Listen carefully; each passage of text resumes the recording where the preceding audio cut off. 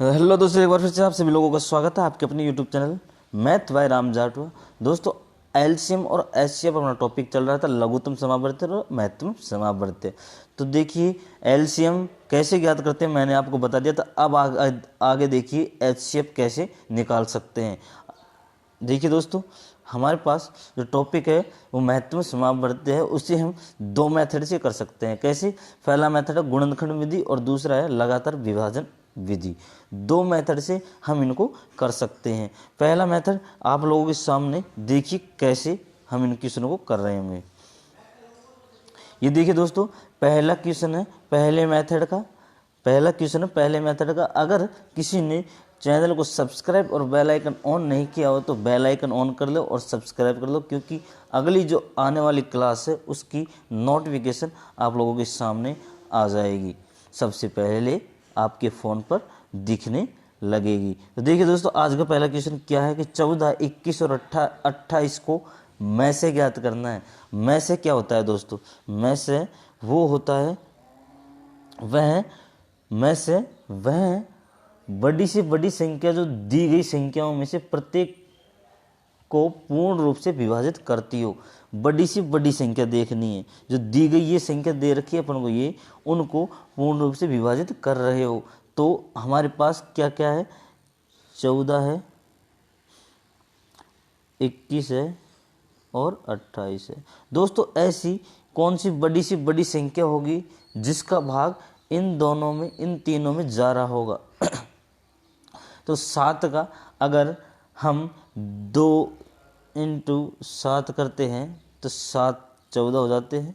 इनका जो गुणनखंड होता है वो लेते हैं। गुणनखंड क्या होता है कि किसी संख्या को कितनी बार हम तोड़ सकते हैं, वो होता है गुणनखंड, छोटी छोटी संख्या में। अब देखिए दोस्तों, यहाँ पर 3 × 7 तो ये हो जाएंगे 21, और यहाँ पर 4 × 7 तो ये हो जाएंगे 28। तो दोस्तों या अगर इसे हम ऐसे नहीं कर सकते तो 2 और 2 के गुणनखंड 4 के गुणनखंड 2 हो जाएंगे, ठीक है। तो ऐसे भी हम इसको कर सकते हैं, लेकिन हमें ये देखना है कि तीनों संख्या में से कौन सी संख्या है इसकी सेम, जो इसको गुणनखंड आ रहा है, जो विभाजित कर रही है। वहाँ पर देखते हैं दोस्तों, ये 7 इन तीनों संख्याओं में आ रहा है, तो इसका जो में से होगा, जो महत्व समावर्ती होगा, वो होगा 7। आंसर होगा अपना 7 सॉरी। तो इस तरीके से हम गुणनखंड विधि द्वारा हम इन क्वेश्चनों को कर सकते हैं। लेकिन दोस्तों आगे देखिए, अगर हम लगातार विभाजन संख्या से अगर हम इन क्वेश्चनों को कर सकते हैं तो कैसे कर पा रहे होंगे। देखिए कि हमारे पास संख्या क्या थी? 14, 21 और 28, ठीक है। 14, 21 और 28 अपने पास संख्या थी। दोस्तों, लगातार विभाजन विधि का जो नियम है वो क्या कहता है कि जो संख्या होती है, क्या होती है? जो संख्या होती है बड़ी, उसको छोटी संख्या से सर्वप्रथम बड़ी संख्या में छोटी संख्या का भाग देते हैं। अब यहाँ पर सर्वप्रथम कौन सी बड़ी संख्या है? 21, उसमें बड़ी संख्या छोटी संख्या कौन सी? 14 का, इसका भाग देंगे। तो दोस्तों 21 में 14 का भाग देंगे तो ये कितनी बार जाएगा? एक बार। दोस्तों एक बार गया तो ये आएगा 14। दोस्तों यहाँ पर 14 आया, तो अब अपने पास रिमेनिंग कितने बचेंगे? रिमेनिंग बचेंगे 7। और अब दोस्तों यहाँ पर जो भागफल था पहले अपना, जो क्या था? भाजक, जो शेष बचा है वो अपना पहले वाला भाजक में भाग देंगे। अब भाजक कौन क्या था अपने पास? 14। तो इसका जो शेषफल कितना बचा? 7 का भाग देंगे, तो 14 में भाग देंगे तो ये जाएगा 2 बार, ये 14, तो ये 0 बचेगा। तो दोस्तों हमारे पास में अब देखिए 28 बचा है। क्या बचा है? 28। ये दोनों का तो हो गया, 28 बचा है। तो 28 का भाग 21 का भाग हम 28 में देंगे। अब इसका भाग 21 का, मतलब बड़ी संख्या में छोटी संख्या को भाग देते हैं। 21 का भाग दिया तो ये जाएगा एक बार, ये 21 आ गए, ये बचे 7। और दोस्तों अब ये जो हमारे पास रिमेनिंग बचता है, शेषफल बचता है, वो ही हमारा भाजक हो जाता है। और ये जो हम पहले वाला भाजक है वो भाज्य हो जाता है। तो यहाँ पर 21 का भाग देंगे तो ये जाएगा 3 बार, तो 21, 0 बचा। तो दोस्तों हमारे पास जो शेष, वो जो भागफल है पहले अब का, वही हो जाएगा अपना में से। तो यहाँ पर भी सेम है, यहाँ पर भी सेम है, तो हमारे पास भागफल ये हो जाएगा।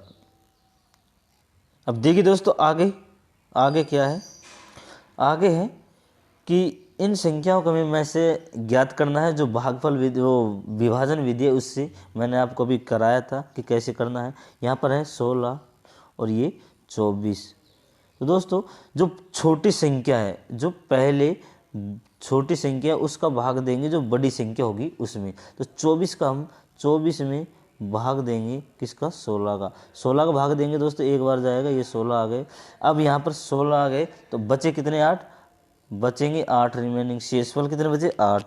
16 अब 8 बचे, तो जो पहले अपना भाजक था उसे हम भाज्य बना लेंगे। तो 16 भाजक था तो 16 को भाज्य बना ले। ये दोस्तों 2 बार जाएगा, ये 16 आ जाएंगे यहाँ पर। तो 8 दूनी 16, तो 0 बचेगा रिमेनिंग। दोस्तों हमारा जो MSF, जो SCF, जो में से आएगा वो आएगा कितना, 8। ठीक है, तो इस तरीके से हम इन क्वेश्चन को कर सकते हैं। आगे देखिए दोस्तों, आगे है घातांक संख्याओं का में से, जिनके ऊपर घात लगी हो उनका हम में से कैसे निकाल सकते हैं वो देखिए दोस्तों। कि 3 की पावर 6, 3 की पावर 5, 3 की पावर 4, 3 की पावर 8, 3 की पावर 3, 3 की पावर 9 का में से निकालेंगे। तो दोस्तों कैसे निकलेगा में से।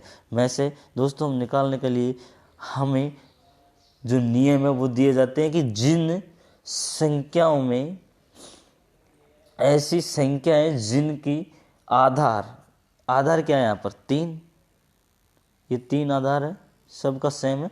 जिनका आधार समान हो और घात अलग अलग हो, तो जिसके ऊपर जितनी छोटी घात लगी हो, जिसके ऊपर जितनी अधिकतम घात वाली संख्या हो, ठीक है, अधिकतम घात वाली संख्या हो, तो वो तो निकलेगा लेस है।